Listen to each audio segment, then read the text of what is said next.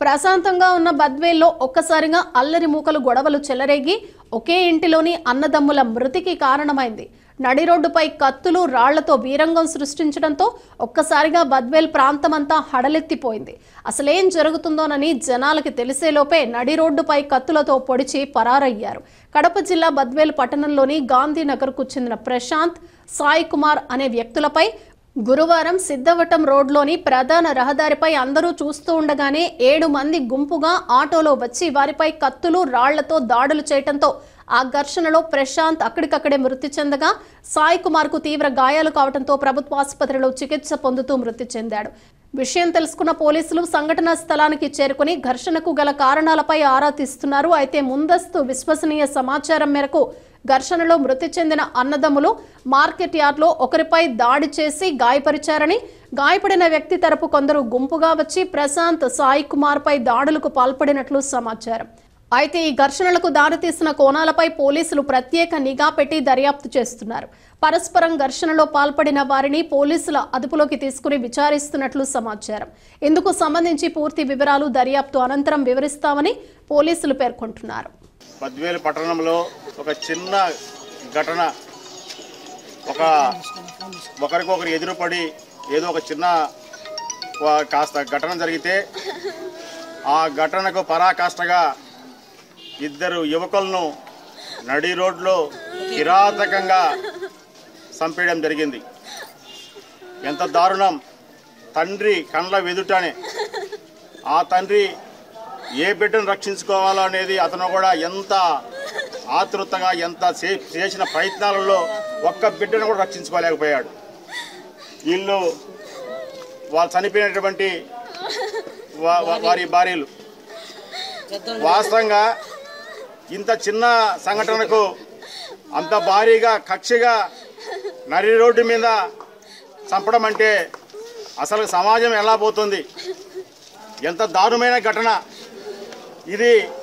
జీవితంలో ఇటువంటి ఘటనలు మరొకటి జరగకుండా ప్రభుత్వ యంత్రాంగం కానీ, పోలీస్ అధికారులు కానీ, ప్రజాప్రతినిధులు కానీ గట్టి చర్యలు తీసుకోవాలని తెలియజేస్తున్నాం. బద్వేల్ స్థానిక శాసనసభ్యులు కానీ, ఇక్కడ ఉండేటువంటి అధికారులు కానీ వెంటనే దీనిపైన స్పందించండి. వాళ్ళు ఎక్కడికి వెళ్ళి న్యాయం చేసుకోవాలి, ఎవరితో మాట్లాడాలి, తర్వాత ఏంది మా పరిస్థితి అనేటువంటి అంశాలు ఇక్కడ ఉన్నాయి. ఎక్కడ చూసినా కూడా ఒక సామాన్యునికి అన్యాయం జరిగినప్పుడు స్పందించేటువంటి విధానం కూడా లేకుండా పోతుంది. అదే ఒక ఉన్నతమైన వాళ్ళకి కానీ జరిగితే హుటాహుటిగా ఈరోజు రాష్ట్రం అంతా కూడా ప్రతి ఒక్కరు కూడా ఈ ఘటన పైన స్పందించేవారు. పేద వర్గాలు కానీ జరిగితే ఎక్కడే కానీ ఈ అంశం పైన కనీసం స్పందన కూడా లేకుండా పోతుంది, చర్యలు కూడా చేసుకోబోతున్నది. ఈ ఘటనల పైన కానీ సరైన న్యాయం కానీ జరగకపోతే రాష్ట్ర వ్యాప్తంగా ఈ అంశాన్ని అందరి దృష్టికి తీసుకెళ్తామని ప్రాథమికంగా మాకు తెలిసిన సమాచారం ఏంటంటే, ఒక చిన్న ఘటన అక్కడ తారాస్థాయిగా ఒకరొకరు ఎదురుపడిన తర్వాత 1-2 గంటకల్లా మనసును కిరాతకంగా నడి రోడ్డు మీద చంపితే ఏ రకంగా ఉంది వ్యవస్థ, ఏ రకంగా ఉంది అనేది తెలియాలి. ఒక ఘటన జరిగినప్పుడు నిందితులకు కఠినంగా శిక్షలు పడినప్పుడు మరొకసారి ఈ ఘటనలు జరగవు. చాలా దారుణం. ఈరోజు బద్వేలో జరిగిన ఘటన 2 కొడుకులు తండ్రి కళ్ళ ఎదురుగానే ఈరోజు రోడ్డు మీదనే కోల్పోవడం జరిగింది. దీనిపైన ఉన్నతాధికారులు అందరూ కూడా దయచేసి ఈ ఘటనపైన స్పందించి వారి కుటుంబానికి న్యాయం చేసి ద్రోహులను కఠినంగా శిక్షించాలని కోరుతున్నాం.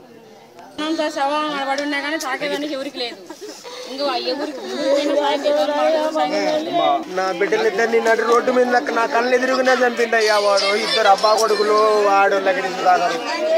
నా కళ్ళు ఎదురుగునే నడి రోడ్లోకి ఈడిచి పొడిచి చంపిండయ్యా వాడు. నా కళ్ళు ఎదురుగునే ఒక తండ్రి ఎదురుగానే రోడ్డు మీద 1000 మంది జనం చూస్తానే ఉంటారు కానీ ఒక్కరు కూడా దగ్గరగా రాలేదయ్యా. జనం అంతా చూస్తానే ఉన్నారు. నేను వాడిని తప్పితే ఈయన కాపాడుతా, ఈయన తప్పితే అవ్వకపోతే అట్లా ఇట్లా పడుతుంటారయ్యా. నేను ఇద్దరిని కాపాడుకుంటాను.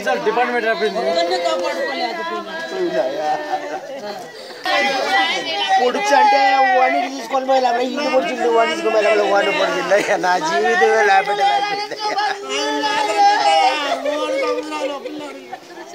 నాకు న్యాయం చేయవని ఇద్దరిని నడి రోడ్డు మీద ఈడ్చి పొడిచిండయ్యా వాడు.